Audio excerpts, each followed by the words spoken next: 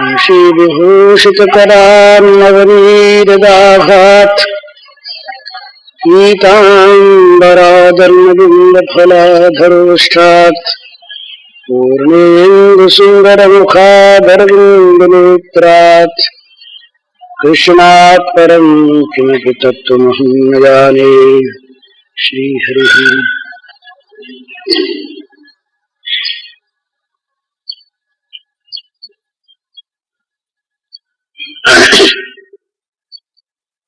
दोहा सामने बड़ा सुंदर।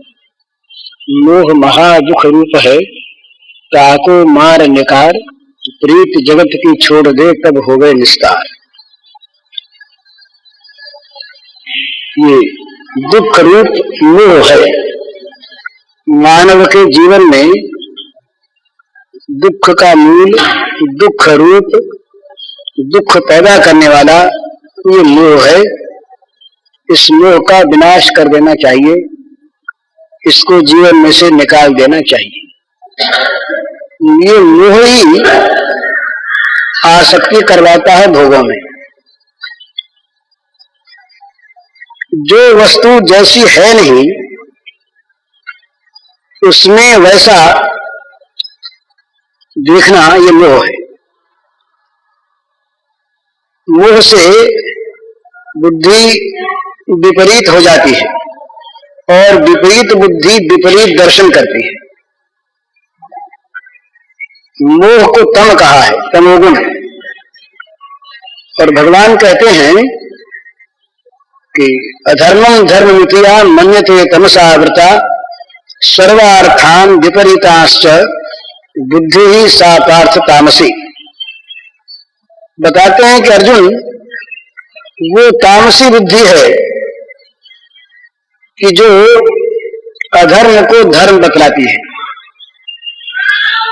सारे कार्यों को, सारी चीजों को जो उल्टा दिखाती है वो तम से आवृत, तमोगुण से ढकी हुई बुद्धि है। इसी का नाम मोह है। मोह कराता है विपरीत दर्शन। जगत में कहीं पर सुख सत्ता नहीं है सच्चिदानंद घन परमात्मा को छोड़कर। उन परमात्मा को भूलकर जगत में जगत के पदार्थों से सुख सत्ता की कल्पना करता है, ये मोह है। भगवान में ही परम सुख, परमानंद, परम शांति है। इस बात को भूलकर जहां केवल आग धधक रही है, जहां निरंतर अशांति और दुख है, वहां सुख की कल्पना कर रहा है, ये मोह है। तो अपने कल मोही की बात हुई थी। मोह गए बिनु राम पद होहि दुह अनुराग, भगवत चरणारविंद में अनुराग तब तक नहीं होता जब तक ये मोह रहता है। तो मोह का नाश ये अत्यंत आवश्यक है। मोह के नाश के लिए ही जीवन की गति को भगवान की ओर मोड़ देने का प्रयास करना है। ये दोनों अन्योन्याश्रित है। भला भगवान के जीवन की गति होने पर ही मोह का नाश होता है और वास्तविक मोह का नाश होने पर ही भगवान की ओर गति होती है। दोनों एक दूसरे के सहायक हैं। तो दोनों में कोई एक क्रम नहीं। किसी किसी के पहले मोह का नाश आरंभ होता है, फिर भगवान की ओर गति होती है। किसी किसी के भगवान की ओर गति होने पर मोह का नाश होता है। लेकिन इनमें सहज चीज है भगवान की ओर पहले गति करना। ये गीता में भी और पातंजलि योग दर्शन में भी वैराग्य का क्रम पीछे है, अभ्यास का पहले है। अभ्यास वैराग्याभ्याम तन्निरोधः, ये योग दर्शन का सूत्र है। अभ्यासेन तु कौन्तेय वैराग्येन च गृह्यते। मन का निग्रह अभ्यास और वैराग्य से होता है। तो अभ्यास पहले, वैराग्य पीछे। इसमें कारण है, भगवान जो हैं ये ठोस हैं, भगवान में पोल नहीं है, इसलिए इनका एक नाम कूटस्थ है। घन की तरह से जिनमें कहीं पोल नहीं, सारा का सारा भगवान का, भगवान से परिपूर्ण।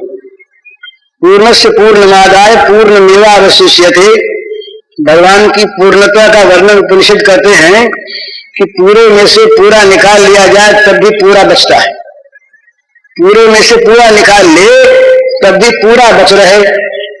इस प्रकार भगवान नित्य पूर्ण है, ठोस है।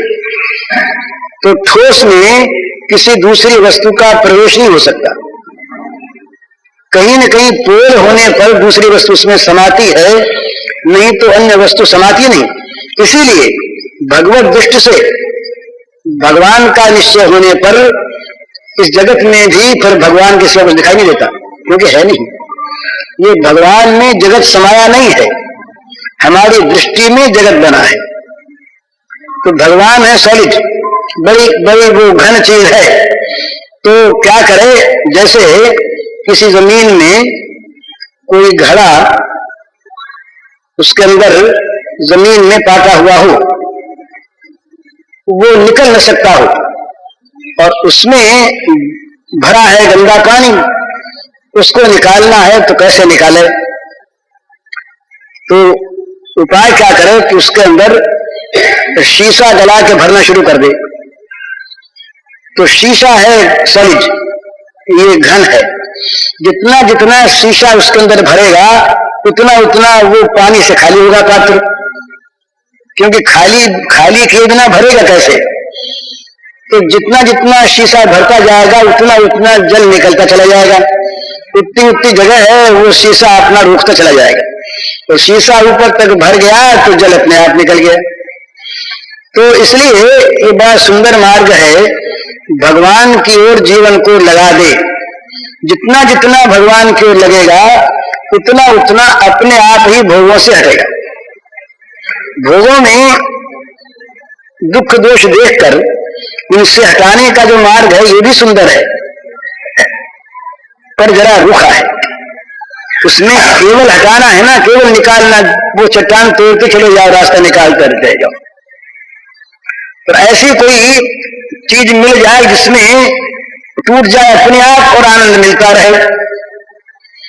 तो भगवान ने कहा कि भाई तुमको भवसागर पार करना नहीं पड़ेगा, ये तो हम कर देंगे। गीता की बात, तेषाम हम समुद्धरता मृत्यु संसार सागरात भवान नचरात पार्थ मैया वेशित चेतसा। भगवान ने कहा कि जो मुझमें चित्त आविष्ट कर चुकते हैं, जो मेरी ओर आ जाते हैं, उनको संसार सागर से पार मैं कर देता हूं, उनको होना नहीं पड़ता। अहम समुद्धरता भवानी, इसका अर्थ है सुखपूर्वक समुद्धरता, अच्छी प्रकार से उनको पार लगा देने वाला मैं होता हूं। कैसे पार लगाना है तो यहां खुली बात कह रही इस पर शब्दों में, संसार सागरात तेषा महम समुद्धरता मृत्यु संसार सागरात भवानी नचरात पार्थ मैया विशित चेतसा। ये बड़ा सुंदर प्रसंग है। एक आदमी तैर कर पार होता है, गंगा है, गंगा को पार करना है। एक आदमी तैर के पार हो, यदि उसको तैरने की कला ठीक ठीक याद है, यदि उसका दम नहीं टूटता, और यदि वो रास्ते में विघ्नों से, जल जंतुओं से, भंवरों से, जोर के प्रवाह से बचकर निकल जाता है तो निश्चय पार हो जाता है, कोई संदेह नहीं। पार हो पर कठिनता है। तो एक आदमी ऐसी नौका में सवार होकर पार हो जाए जो तुरंत ले जाए, टकराने डूबने का भय न हो, और साथ साथ उसे किसी ऐसी वस्तु का संग बना रहे जो निरंतर मन को, इंद्रियों को भी आनंद देता रहे। तो भगवान ने कहा अहम समुद्धरता भवामी, बड़ी सुंदर चीज। संसार सागर से इस पार नौका लेकर भगवान आ जाते हैं, नहीं तो पार कैसे करें? उस पार हो तब तो पार करने का स्वारस्य होता नहीं। ये शब्द जो होते हैं ना, इनमें एक साहित्यिक दृष्टि भी, उसका सौंदर्य देखने का होता है। व्यास जो हैं ये भगवान के अवतार हैं, और व्यास जो है ये महाकवि हैं, व्यास क्रांतदर्शी हैं, व्यास मुनि हैं, और व्यास महाकवि भी हैं। तो उनका एक काव्य सौंदर्य है, काव्य सौंदर्य। वो कहते हैं संसार सागरात अहम समुद्धरता भवामी। और संसार सागर कौन सा? मृत्यु संसार सागरात। जिस संसार में मौत का नित्य जल उछल रहा है, जो मृत्यु से भरा है, मृत्यु संसार सागरात, मरण जिसका स्वरूप है, इस प्रकार मृत्यु को लेकर उछलता हुआ जो संसार सागर, उस संसार सागर से पार करने वाला मैं होता हूं। पार करने वाला तो पार किया जाता है इस पार से उस पार। इसका अर्थ यह है कि इस पार वो तैयार हैं नौका लेकर के, अपनी कृपा की नौका वो लेकर इस पार तैयार हैं। वो कहते हैं आ जाओ, इस मेरी नौका में बैठ जाओ और पार हो जाओ। तो भाई इस नौका में बैठने से क्या होगा? 3 बात होगी, बड़ी सुंदर, जोर नहीं होती कहीं इस नौका में बैठने। सुखमय नौका है। इस नौका में पार होने में कोई कठिनाई नहीं, अनायास अपने को बहे रहना, कुछ नहीं करना है, अनायास पार हो जाए। दूसरी चीज, नौका के डूबने का डर ही नहीं। नौका ऐसी और केवट ऐसा, बड़ी मजबूत नौका, भगवत कृपा कभी डूबती नहीं, सब डूब जाते हैं, सारी शक्तियां डूब जाती है, भगवत कृपा नहीं डूबती। वो तो सारे विघ्नों का नाश करने वाली जो शक्ति भगवान की है, सारी संपत्तियों को देने वाली जो शक्ति भगवान की है, उसका नाम कृपा है, अनुग्रह है। मच्चित्त सर्वदुर्गान मत प्रसादा तरिष्यसि। भगवान की कृपा, भगवान कहते हैं कि तरिष्यसि, ये वो मेरी कृपा से सब कठिनाइयों से तर जाता है। दुर्ग शब्द है, दुर्ग माने किले, बड़े बड़े कठिनाइयों के जो किले हैं, उन किलों को फतह कर लेता है जो भगवान का आश्रय करता है। तो दूसरी बात ये कि नाव के डूबने का डर नहीं। पहली बात, सुखपूर्वक हाथ पैर मारना नहीं पड़ता, जल को उछालना नहीं पड़ता यूं दूर दूर, किसी भंवर का भय नहीं, किसी ग्रह का भय नहीं, मजे में सुखपूर्वक बैठे रहो और नौका डूबेगा नहीं, पार हो जाएगा। तीसरी बात बड़ी सुंदर, उस केवट का साथ जो है, निरंतर उसको देखते चले जाओ, निरंतर श्याम सुंदर का सुंदर मुखमंडल देखते हुए, उसकी अनोखी विलक्षण छवि को निहारते हुए, उसके रूप रसामृत का काम करते हुए, उसके सौंदर्य माधुर्य रस सुधा के अमृत को निरंतर आस्वादन करते हुए मजे में चले जाओ। तो ये बड़ा सहज, सुखमय, सुंदर, सुदृढ़, निश्चित मार्ग भगवान की ओर मनुष्य लगे। रविन्द्रनाथ ठाकुर ने एक गीत लिखा बड़ा सुंदर, रविन्द्रनाथ बंगला है, बंगला गीत है रविन्द्रनाथ का। एक पापी आता है पार होने के लिए किनारे पर। तो ये जहां जहां पर ये नदियां होती हैं, वहां वहां पर पार करने वाले कुछ लोग रहते हैं, कुछ खिया रहता है, नौकाएं रहती हैं, तो पार उतारा करती हैं। एक समय होता है कि भाई इतने बजे तक नाव जाएगी, उसके बाद रात हो गई, शाम हो गई, तो नाव बंद हो गई। तो एक बड़े दूर से यात्री आया, बेचारा रास्ते भर दौड़ता हुआ, हाँफता हुआ कि पार उतर जाएगा, उसे मौका नहीं मिली। वो मानो कहता है, बंगला कोई समझने वाले हों तो उसको समझेंगे, नहीं मैं तो बताऊंगा मैं, কেন বঞ্চিত হব চরণে আমি কত আশা করে বসে আছি পাবো জীবনে না হয় মরণে আহা তাই যদি নাই হবে গো পাতকি তারণ তরিতে তাপিত আতুরে তুলে না রবে গো হয়ে পথের ধুলায় অন্ধ এসে দেখি দুটি খেয়া বন্ধু তবে পারে বসে পার করো বলে পাপি কেন ডাকে দিন শরণে কেন বঞ্চিত হব চরণে। वो कहता है बड़ी जोर की भाषा में अपना अधिकार बताता हुआ, वो कहता है कि मैं इन चरणों से वंचित क्यों रहूंगा, क्यों रहूंगा, क्यों पूछता है, क्यों रहूंगा मैं वंचित इन चरणों से। मैं तो कितनी आशा लगा के आया, पाऊंगा और पाऊंगा, नहीं पाऊंगा। यदि ये नहीं हुआ ताई यदि नहीं होवेगो, अगर ये नहीं हुआ पातकी तारन तरीते तापित आतुरे टूले ना लवेगो। पातकियों को, पापियों को तारने वाली नौका में इस संतप्त पाचकी को अगर तुम नहीं बैठा लोगे, पातकी तारण, पाची को तारने वाली, तरी माने नौका, पातकी तारण तरी ते तापित संतप्त आतुर आर्त तूले ना लोगे, उठा के नहीं बैठा लोगे। पातकी तारण तरी ते तापित आतुर तूले ना लोगे, पथिर धूल आया अंधो, रास्ते की धूल छांटता हुआ मैं आया, मेरी आंखें धूल से भर गई और ऐसे देखी बोलती खिला बंद हो, क्या मैं आकर अपने लिए ये देखूंगा कि मेरे लिए नाव बंद हो गई। तभी पारे दोषे पार करो बोले पापी, कहनो डाके दीनो शरणै, तब इस पार बैठ करके पापी लोग दीन होकर क्यों पुकारते हैं कि नाथ हमें पार करो, तुम्हें पार करना पड़ेगा।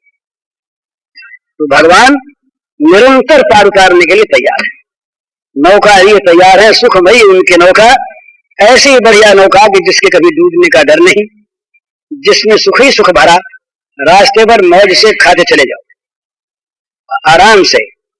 ये आजकल एयर सर्विस में वो रास्ते में खाने को मिलता है, पर इसमें तो डर रहता है कहीं इंजन फेल हो गया, कहीं क्लैश हो गया, कहीं टकरा गया तो आग लग गई, जल गए, खत्म हो गए। पर ये नौका डूबने की नहीं, और पहुंचेगी कब? नचरात, ये भगवान के शब्द हैं। नचरात पार्थ मैया विशित चितसा, नचरात पार्थ अर्जुन देर नहीं होगी। ये मैं जब पार करने को तैयार हो जाऊंगा, तैयार हुई, मैं पार करूंगा, तब चिरकाल नहीं लगेगा, विघ्न तो है ही नहीं, दुख तो है ही नहीं, सुख पूर्वक पार जाओगे, लेकिन विलंब नहीं होगा, नचरात तुरंत पार हो जाओगे। तो इसलिए कि बड़ा सुंदर भाव यह है कि भगवत चरणारविंद में अनुराग करने की इच्छा करे और अनुराग करना शुरू कर दे, ये अभ्यास, इसके द्वारा जितना जितना भगवान में राग बढ़ेगा, भगवान में जो राग है इसी का नाम प्रेम है। भक्ति का रूप बताया शांडिल्य ने, सा परानुरक्ति ईश्वरे, ईश्वर में जो परम अनुराग है उसका नाम भक्ति है। तो शुद्धानुराग का स्वरूप हम बहुत कम जानते हैं, राग, अनुराग, विशुद्ध अनुराग, इनमें अंतर होता है। ये वैष्णव शास्त्र में प्रेमियों के मार्ग में जो 8 स्तर बताए हैं प्रेम के, उनमें छठा स्तर जो है ये अनुराग है। इसके बाद फिर भाव है, फिर महाभाव जो श्री राधा का रूप है, महाभाव रूपा श्री राधिका है।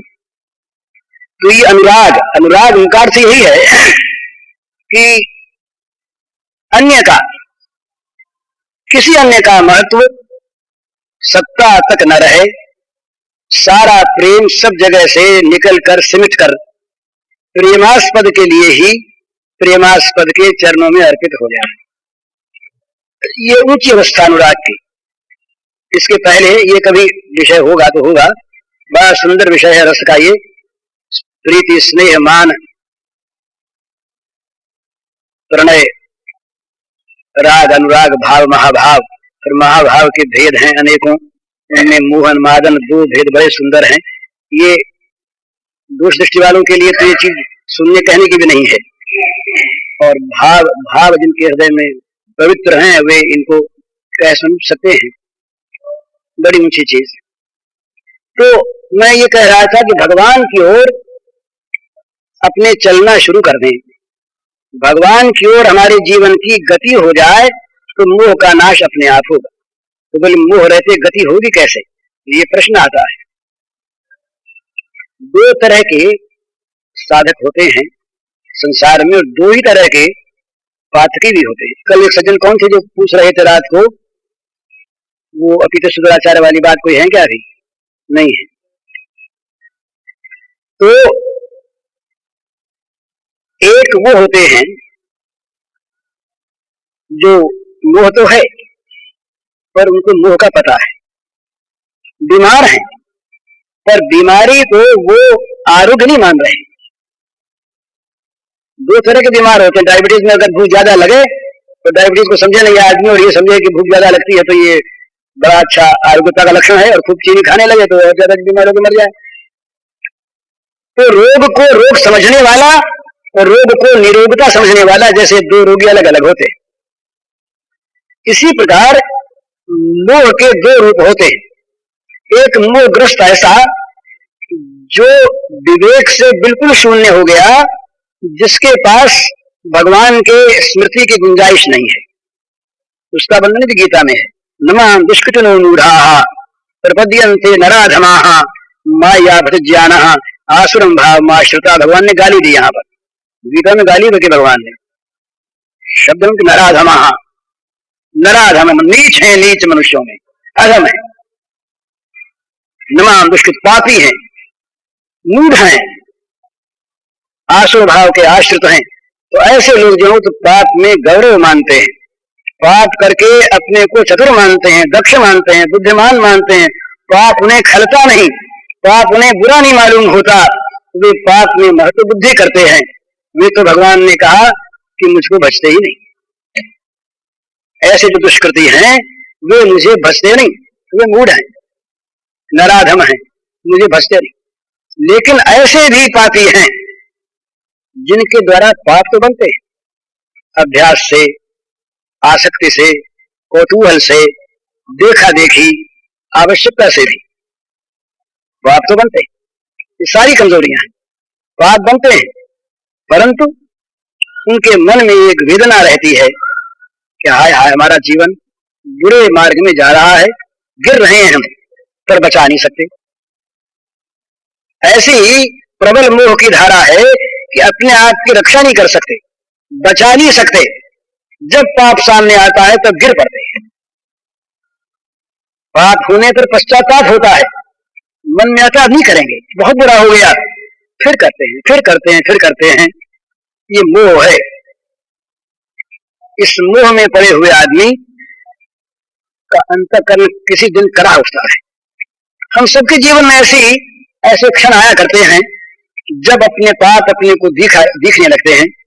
ये बड़ा शुभ क्षण होता है जीवन में। ये घड़ी बड़ी शुभ होती है जब मनुष्य को अपने पाप दिखते हैं और अपने पापों पर पश्चाताप होता है, जलता है हृदय। तो ऐसी स्थिति होती है उस मोहग्रस्त पाप करने वाले मनुष्य की। पाप करता है पर पाप में पाप बुद्धि होने के कारण से पछताता है, रोता है, पर अपना पुरुषार्थ, अपनी साधना, अपनी शक्ति उसे पाप से हटा नहीं सकती। ये स्थिति होती है एक मानव की। दूसरी चीज, एक बड़ी सुंदर इस सिद्धांत की बात है, पापी की कोई प्रत्यक्ष में सहायता नहीं करता। पाप को पाप मानता है ना, तो बचाकर तो भली सहायता करे। चोरी का माल कोई रख ले भले ही गुपचुप, पर चोर के शामिल चोरी करने में नहीं होता, डरता है। बोले भाई तुम अलग रहा करो, अपने शामिल तुम पास ना बैठा करो, लोग बहम कर लेंगे। तो पापी को पास बैठाने में लोग घृणा करते हैं, ये नियम है। बेटा भी यदि बुरा कर्म कर बैठे वो अगर प्रसिद्ध हो जाए तो बाप कह देगा हम तो पहले ही जानते थे नालायक है, ये तो हमारे कुल को डुबोएगा, हमारा क्या वास्ता जी, बेटा हो गया तो क्या, तो भाग्य से हो गया, इससे हमारा वास्ता क्या है, इससे हमारा क्या लेन देन है, ये तो कलांगार है, नीच।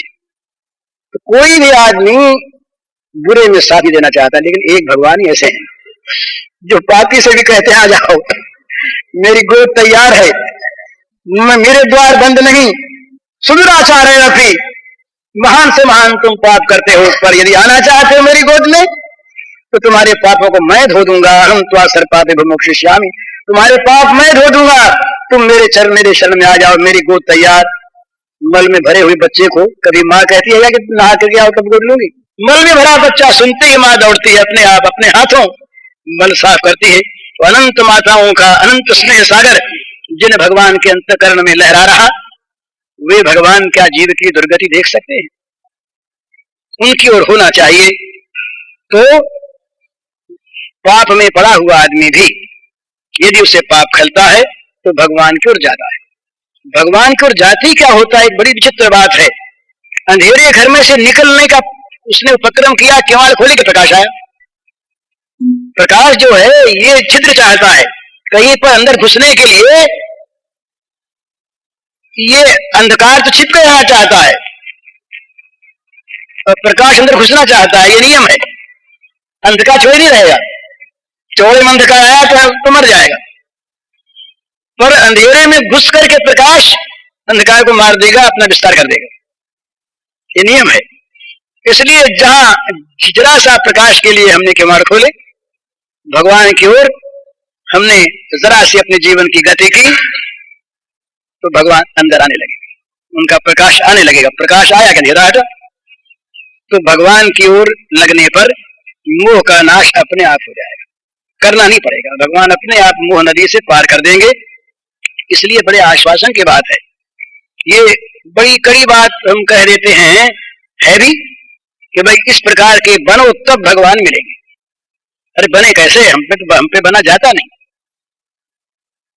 तो बड़ी सीधी बात कि तुम भगवान का अगर रो पड़ो, भगवान बना लेंगे। रोना नकली नहीं होना चाहिए, अंतर की वेदना होनी चाहिए जरूर, वैसे वैद्य नहीं कि जिनकी दवा काम न करे, और ऐसे वैद्य नहीं जो रोग का निदान न कर सके। उनकी दवा अमोघ, भगवान की कृपा को अमोघ कहा है। और एक ये नियम है, जितनी भगवान की शक्तियां हैं उन सारी शक्तियों में कृपा शक्ति सर्वोपरि है। जहां कृपा शक्ति ने काम शुरू किया वह सारी शक्तियां उसके अनुगत होकर सेवा करने लगती। जा पर कृपा राम कर होई, ता पर कृपा कर ही सब कोई। भगवान की कृपा शक्ति इतनी विलक्षण है महाराज कि भगवान जिसको रोष में भर के मार देते हैं, कृपा शक्ति कहती है कि मार के जरा नरक तो पहुंचाओ इसको आपके धाम पहुंचाऊंगी अभी मैं। तो भगवान मारते हैं, कृपा तारती है। तो भगवान की कृपा शक्ति अमोघ है। भगवान की कृपा शक्ति ये नहीं देखती कि ये कौन है, ये कैसा है, इसके पहले की हिस्ट्री क्या है, इसने पहले क्या किया है। कृपा शक्ति तो केवल देखती है कि अब क्या चाहता है। यदि इसके पुकार, यदि इसका रोना, यदि इसका आर्तभाव सच्चा है तो वो कृपा शक्ति उमड़ पड़ती है उसको अपने आप आत्मसात करने के लिए, अपने अंदर ले लेने के लिए। और जहां भगवान की कृपा शक्ति ने जरा सा काम किया, बस सारे विघ्न अपने आप हट जाते हैं। विघ्न हमारे हटाए कठिन है, हटते हैं पर बड़ा कठिन है।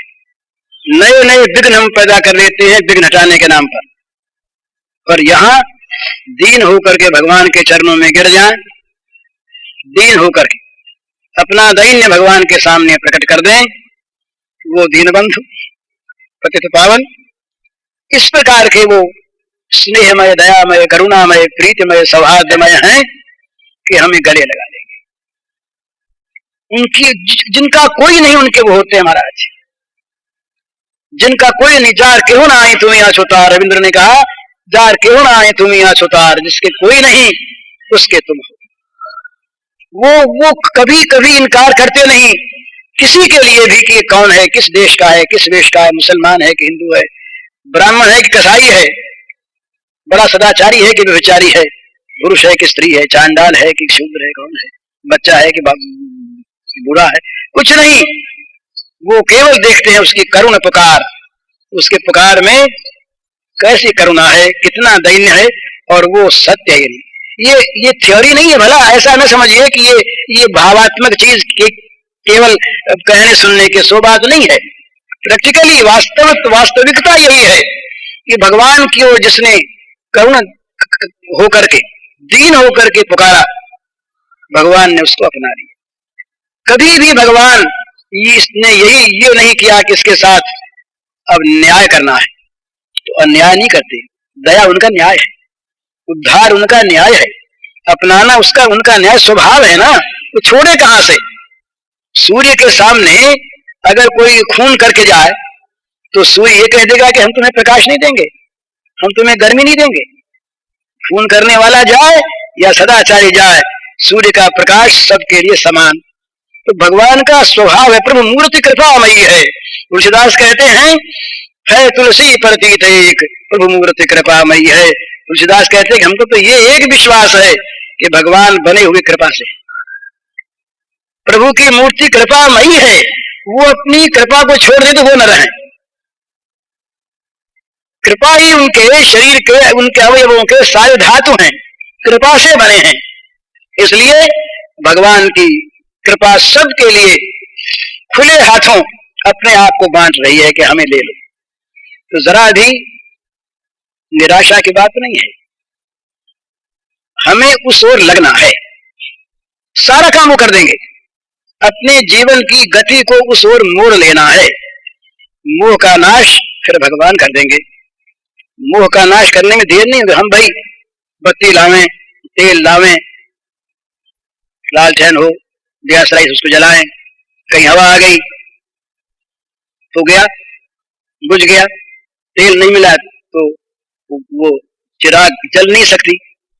कहीं उसके वो गोला नहीं हुआ तो हवा बुझा देगी। कहीं बत्ती जल गई तो रोशनी बंद हो जाएगी। पर ये ऐसी रोशनी है जिसमें तेल बाती की आवश्यकता नहीं, जो स्वमहिमा में स्थित है, स्वप्रकाश है, स्वस्वरूपमय है।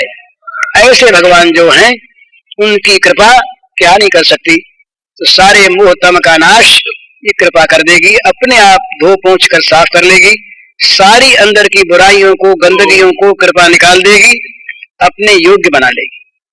भगवान के शरण होने पर, भगवान की ओर जीवन को मोड़ देने पर भगवान क्या करते हैं, उसको अपने योग्य बना लेते हैं। एक तो योग्यता प्राप्त करता है और एक योग्यता मिल जाती है। आरुणि विद्वान नहीं था, विद्या में रुचि नहीं थी आरुणि की, पर सारी विद्याओं में निष्णात हो गया अकस्मात गुरु कृपा से। वो जानता था केवल गुरु सेवा, जानता था केवल गुरु के वचनों का अनुगमन। कहा जाओ खेत संभालो, जल आ रहा है, खेत में गया, पानी तो रोकना है, उपाय दूसरा दिखा नहीं, स्वयं मेड़ बन के गिर गया। रात भर पानी में रहा। प्रातः काल गुरुजी खोजने गए, पुकारा, कहाँ बेटा अरुणी? पड़ा पड़ाई, बोला मेड़ बना हुआ महाराज यहाँ हूं। क्या कर रहे हो? पानी रोक रहा हूं। काहे से रोक रहे हो? बोले मैं बड़ा हूं बेटा, मेरा आशीर्वाद है, सारी विद्या तुझे अभी प्राप्त हो जाए। हो गया विद्वान उसी समय, गुरु कृपा से सारा ज्ञान प्राप्त हो गया। ध्रुव छोटा सा बच्चा, बोलना नहीं आता उसे, 5 वर्ष का बालक, किस प्रकार बात करे और भगवान सामने खड़े। मन में आया कुछ कहें भगवान से, पर कहें क्या? न उसके पास शब्द है, न भाषा है, न विवेक है, कुछ नहीं, क्या कहे। भगवान ने भागवत में आता है अपना शंख जरा सा उसके गाल के स्पर्श कर, बस सारा ज्ञान उसकी वाणी पर आ गया। तो भगवान जब करना चाहें तो मोह का नाश होने में कौन देर लगती है, पाप का नाश होने में कौन देर लगती है, और भगवान करने को तैयार। तो फिर देर क्यों हो रही है? इसीलिए देर हो रही है कि ये देर हमें सहन हो रही है। हमारे विश्वास में और हमारी चाह में, दोनों में कमी है। हमारी चाह हो और हमें भगवान के सौहार्द पर विश्वास हो तो भगवान की ओर हम मुड़ जाएंगे, भगवान की ओर जीवन की गति होगी। गति होते ही प्रकाश मिलेगा। ये बातों से नहीं होता, बात चाहे हम न करें, बात चाहे बहुत करें, भगवान देखते हैं अंदर की चीज, इस समय वर्तमान की, पहले नहीं देखते। इस समय सच्चाई के साथ हम क्या चाहते हैं ये भगवान देखते हैं, और उसे अगर ठीक ठीक भगवान जान पाते हैं, क्योंकि भगवान रहे अंतर्यामी, सूक्ष्मदर्शी। हम कहीं अपने आप को धोखा दे सकते हैं, हम अपने आप से अपने आप धोखा खा सकते हैं, पर भगवान धोखा नहीं खा सकते। पहले की चीज तो नहीं देखते, पर भगवान देखते हैं कि इसकी चाह में, इसकी प्रपत्ति में, मेरी ओर मुड़ने की इच्छा में क्या सच्चाई है, कितना है, बस वो होना चाहिए। अपने आप भगवान फिर सारा काम अपने आप कर लेंगे। कोई काम हमें नहीं करना, हमें तो एक ही करना है, उनका स्मरण बना। तदर्पिता अखिलाचार्यता तद विस्मरणे परम व्याकुलता। सबका सब भगवान ने ले लिया, हमारे पास क्या बचा? एक भगवान की याद बची, भगवान की याद, स्मरण। वो स्मरण कहीं नहीं होता क्षण भर तो व्याकुल हो जाता है जीवन, क्या खो गया, और न कुछ करना है, न कुछ पाना है, न देना है, न लेना है, निश्चिंत। भगवान कहते हैं निश्चिंत रहो तुम। मां शुच, ये गीता का कोई ले तो बड़ा सुंदर भगवान का अंतिम उपदेश वाक्य है, मां शुच, मत सोच करो, मत चिंता करो। भाई कैसे न करें, पापी हैं, प्रश्न करे कोई। मां शुच से पहले कह दिया कि पापों से मैं बचा दूंगा। क्यों बचा दोगे? पहले कह दिया कि मां एकम शरणम ब्रज, एक मेरे शरण में आ जाओ, एक मेरी तरफ देख लो, एक मुझको जांचो, तो बस सारी याचना, सारा भिखमंगापन, सारा पाप, सारा ताप, सारी जलन, सारा मोह सदा के लिए मिट जाएगा, सदा के लिए मिट जाएगा। अर्जुन ने यही कहा। अर्जुन से फिर पूछा क्यों भाई क्या हुआ? अर्जुन ने सबसे पहली बात कही, नष्टो मोह, मेरे मोह का नाश हो गया। बस मोह का नाश हुआ, सारा काम बना। मोह का नाश होने के बाद जीवन बन जाता है भगवान के अनुगत, और मोह का नाश न होने तक जीवन रहता है भोग के अनुगत। ये बड़ा अंतर है, भोग परायण जीवन और भगवत परायण जीवन। ये कल अपने बात हुई थी। भोग परायण जीवन में हमारी सारी चेष्टा भोग प्रेरित होती है, भोग के लिए होती है, और भगवत परायण जीवन में सारी चेष्टा भगवान की प्रेरणा से होती है और भगवत प्रीत्यर्थ होती है। ये बड़ा भारी अंतर है। हम कर्म करने में प्रवृत्त क्यों हुए? विद्यालय में विद्यार्थी का प्रवेश कराया गया, हमारी संस्कृति में ये बात आई है, यदि छंतो ब्रह्मचर्यम चरन्ति, ब्रह्मचर्य आश्रम में प्रविष्ट क्यों हुआ विद्यार्थी? यदि छंत, उस परमात्मा को प्राप्त करने की इच्छा से। अर्थकली विद्या होनी चाहिए, जगत में अर्थ की आवश्यकता, पर अर्थ हो मोक्ष के सन्मुख जाने वाला, तब तो अर्थ नहीं तो अनर्थ। आज का युग नहीं कि जहां पर प्रत्येक चीज हम देखते हैं आर्थिक दृष्टिकोण से। हमारा आश्रम भी, हमारा विद्यालय भी, हमारी संस्था भी, हमको इसमें क्या आय होगी, क्या मिलेगा, ये देखते हैं। यदि क्षमता नहीं, भगवान की प्राप्ति के लिए नहीं, आर्थिक दृष्टिकोण, इकोनॉमिकली क्या है, इसमें हमको आर्थिक लाभ क्या होगा, ये हम देखते हैं। इसलिए जहां आर्थिक लाभ नहीं, वो धर्म भी हमारे लिए आज उपयुक्त है कि भाई इसमें कुछ लाभ तो है नहीं। इसकी जगह था हमारे यहाँ परमार्थ। सारे संस्कार हमारे परमार्थ को लेकर के, जीवन का प्रारंभ परमार्थ को लेकर, जीवन का अंत परमार्थ में, परमार्थमय जीवन। तो ये चीज यही अर्थ रखती है कि भगवान की ओर लगा हुआ जीवन, भगवान की ओर मुड़ा हुआ जीवन। तो जीवन का ध्येय हमारा जब भगवान हो जाता है, अर्थात भगवान हमारे जीवन के सामने हो जाते हैं, तो फिर हमारी प्रत्येक चेष्टा, जैसे हमें बद्रिकाश्रम जाना है, यहां से चले हम आगे, तो यहां से चलना क्यों है? बद्रिकाश्रम जाने के लिए। लाठी क्यों लेनी है? बद्रिकाश्रम जाने के लिए। चट्टियों पर चिट्ठी क्यों लिखवानी है? काली कमली वाले से रास्ते में असुविधा न हो, वहां पहुंच जाए इसलिए। खाते क्यों हैं? इसलिए कि शरीर में बल रहे तो वहां पहुंच जाए। सोते क्यों हैं? शरीर में ताजगी आ जाए, वहां पहुंचना है। तो जैसे बद्रिकाश्रम जाने वाले की सारी चेष्टा, खाना पीना, सोना, उठना, बैठना, जागना, बात करना, ये जैसे बद्रिकाश्रम के लिए होता है, इसी प्रकार से जहां भगवत परायण जीवन होता है, वहां प्रत्येक चेष्टा भगवत प्रेरित होती है, और प्रत्येक चेष्टा का फल वो चाहता है भगवत प्रीति। ठीक इससे उल्टा भोग में होता है। मंदिर में जाकर के भी वो भगवान से कहेगा, महाराज धन मिल जाए, पुत्र मिल जाए, अधिकार मिल जाए, कीर्ति मिल जाए, यश मिल जाए। तुलसीदास कहते हैं, अरे मरा आदमी कैसा बेवकूफ, तुलसीदास हरिनाम सुधा तजी, सठ हठी पियत विषय विष मांगी। मूर्ख मांग मांग करके जहर पीता है, हठी, जबरदस्ती भगवान कहते तुमको नहीं देंगे जहर, तुमको जहर नहीं देंगे भैया, तुम हमारे प्यारे हो। बोले नहीं महाराज, ये मीठा है, दे दो। कहते हैं सठ हठी पियत विषय विष मांगी, मांग मांग करके विषय रूपी जहर को वो मूर्ख पीता है जान। क्यों? सठ है, मूर्ख है। तो भोग परायण जो व्यक्ति होगा, उसकी सारी चेष्टा भोग प्रेरित होगी और सारी चेष्टा भोग प्राप्त्यर्थ होगी। ये बड़ा अंतर है भोग जीवन और भागवत जीवन में, भगवत परायण जीवन और भोग परायण जीवन। तो जब तक भोग परायण जीवन है, तब तक भगवान की ओर मुड़ा नहीं। भोगों में वितृष्णा होने लगे, भोग बुरे मालूम होने लगे, भोगों से चित्त हटने लगे, इनसे ऊबने लगे, दूसरों के भोग देखकर चित्त ललचाए नहीं, ललचाता है। बोले देखो इसके इतना वैभव है। एक बार के बाद हम कुंभ में गए, हमारे एक मित्र साधु थे, बड़े अच्छे आदमी, नाम हम नहीं बताएंगे, बड़े सात्विक आदमी, और बड़े सरल हृदय के साधु ही। तो एक दिन हमसे बोले, भाई जी कुछ गड़बड़ मालूम होती है, भगवान की कृपा शायद कम है। हमने कहा क्यों?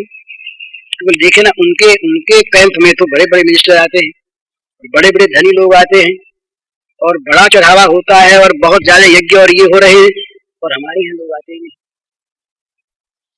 सरल चीज थी, उन्होंने दुर्भाव से नहीं कहा, लेकिन एक मनोवृत्ति का पता लगता है कि दूसरे के भोग को देखकर जी ललचाता है और अपने वो भोग न होने पर हम भगवान की कृपा मानते हैं और अपने को अभागा मानते हैं।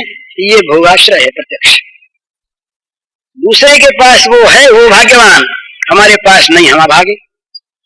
दूसरे के पास वो है, उस पर भगवान की कृपा, हमारे पास नहीं है, हम पर अकृपा। तो ये प्रत्यक्ष सिद्ध करता है कि उस वस्तु में जिसके लिए वो लालायित है, जिसके मिलने पर अपने को भाग्यवान मानता है, जिसके न मिलने पर अभागा मानता है, उस वस्तु में उसकी मुख्य बुद्धि है। उस वस्तु को ही वो परम श्रेय रूप साध्य मानता है, और साध्य मानता है तो साधन फेंक देता है। ये नियम है महाराज।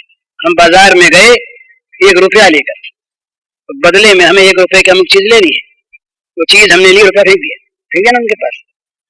उस चीज के लिए रुपये का त्याग कर दिया। रुपये का त्याग हम कर सकते हैं, वो चीज चाहिए, उस चीज की महत्ता वहां रुपये से ज्यादा है। भाई हमें हमारा भगवान ये काम कर दें, हमने आज लाख नाम लिए, लाख नाम अर्पण करते हैं, बदले में हमको भगवान ही चीज दे दे, तो लाख नाम हम देते हैं उस एक चीज के लिए, तो महत्ता उस वस्तु की। तो जब भोग जीवन होगा मनुष्य का, तो उसकी साधना भी भोग की सेवा में लगेगी, उसकी उपासना भोग की सेवा में लगेगी, उसके विचार भोग की सेवा में लगेंगे, और उसके देवता और वो भगवान से भी कहेगा कि हम आपके भक्त हैं, देखिए हम आपका नाम जपते हैं, देखिए हम आप ही का आश्रय और किसी का आश्रय नहीं, हम तो देखिए महाराज आप ही के, अब आप के बिना हम किससे कहें? ये हमारा लड़का मर रहा है, इसको तो बचाना है, आपको ये आप बचाएं, दूसरा कौन बचाए? ये कोई बुरी चीज नहीं है, ये पाप नहीं है, ये कोई अनर्थ नहीं है, पर मूर्खता तो है ही, अविवेक तो है ही कि जो भगवान अपने आप को देते हैं, दिए हुए हैं, देने को तैयार हैं, उनसे केवल लड़के को बचाने की प्रार्थना करना। ये लड़का तो आज नहीं कल मरेगा, या पहले हम मर जाएंगे, लड़के को तो छोड़ना पड़ेगा ही। कौन सी चीज हमने मांगी, भगवान से हमने क्या चाहा, पर क्या है हमारी जो भोग बुद्धि है, वो भगवान से भी भोग सेवा का काम करवाना चाहती है, स्वाभाविक। मैं इसे बुरा नहीं मानता, पाप बुरे कर्म करने की अपेक्षा पुण्य कर्म अच्छा, और भगवान से मांगने में कोई बुराई नहीं, कोई पाप नहीं, परंतु भगवान के महत्ता का ज्ञान तो नहीं है, भगवान के श्रेष्ठत्व की मर्यादा हमारे मन में नहीं है, निष्ठा नहीं है, भोग तृष्णा है, भोग परायण जीवन है।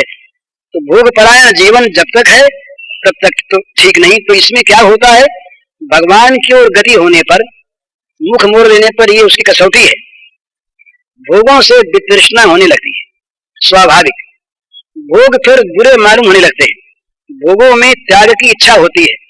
जिनके पास भोग हैं उनकी ओर से भी मन मुड़ जाता है कि बेचारे दुखी है बेचारे। ये सचमुच ही बात हमारा, आप मानेंगे नहीं, मैं कलकत्ते गया, मैंने वहां पर भी उन लोगों के सामने भी कहा, उन्हीं लोगों के बहुत बड़े बड़े धनी लोग मुझसे मिले, बहुत पैसे वाले, पर जिस से एकांत में बात हुई सब में काम बड़े दुखी है। अब जिनके पास पैसा नहीं वो मानते हैं कि न मालूम इनके पास कितना सुख होगा, इनके पास संपत्ति, उनके दुख के कारण दूसरे हैं, पर जब तक भोग परायणता है तब तक दुख रहेगा ही, दुख है शाश्वतम, ये कोई बच नहीं सकता इससे। लेकिन भोग परायण जो आदमी है वो दुखों पर दुख प्राप्त करता हुआ भी दुखों के स्थान में फिर जाता है।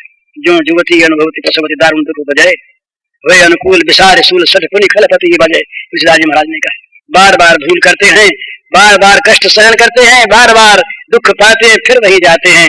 ये मोह, तो ये भगवान की ओर लगने पर क्या होता है कि भगवान की कृपा से इस मोह का नाश प्रारंभ हो जाता है। मैं तो ये कहूंगा कि मिट जाता है तुरंत, पर वैसा न हो, न भी हो। तो ये मानना चाहिए कि कम से कम इतना होने लगता है कि भोगों से वितृष्णा होने लगती है, भोगों में हीन बुद्धि होती है, भोगों में निम्न कोटि की बुद्धि होती है, भोगों में सुख की कल्पना नहीं होती, भोग सौभाग्य के चिन्ह नहीं देखते, भोग में भगवान कृपा के दर्शन नहीं होते, चित्त भगवान की ओर जाने के लिए उतावला हो उठता है, तीव्र आकांक्षा पैदा होती है और ऐसा होता है कि अब जा मिले भगवान से, जल्दी मिल जाए, इस प्रकार की स्थिति मन की पैदा हो जाती है। तो ये स्थिति जब होने लगे तब समझना चाहिए कि हम मानव जीवन के ठीक रास्ते पर आ गए, आगे बढ़ना है, भगवान बढ़ाएंगे, ये सच्ची बात है, लेकिन रास्ते पर आ गए। और तो भगवान की ओर मुंह करना है तो मोह नाश के दो उपाय, एक तो भोगों में विषयों में दुख इत्यादि देख देख कर चित्त को हटाना, मोह नदी को तैर के पार करना, और एक अपने आप को भगवान के चरणों में डालकर नौका लिए हुए उनको बुला लेना और बड़े मजे में उस पर सवार होकर उनको देखते हुए, उनसे बातचीत करते हुए, उनसे मिलते हुए, उनके रस का ग्रहण करते हुए सुखपूर्वक निश्चिंतता के साथ पार हो जाना, मोह नदी अपने आप पीछे रह जाएगी। इससे पार हुए मोह नदी अपने आप छूट गई। तो भगवान की ओर लगने की आवश्यकता, बड़ी सुंदर ये दोहा देखे बात याद आ गई, मोह महा दुख रूप है ताको मार निकार, प्रीत जगत की छोड़ दे तब होवे निस्तार। जगत की प्रीति को, जगत की आसक्ति को छोड़ दो तो तर जाओगे, और मोह महादुख रूप है इसको मन से निकाल दो। हरिओम।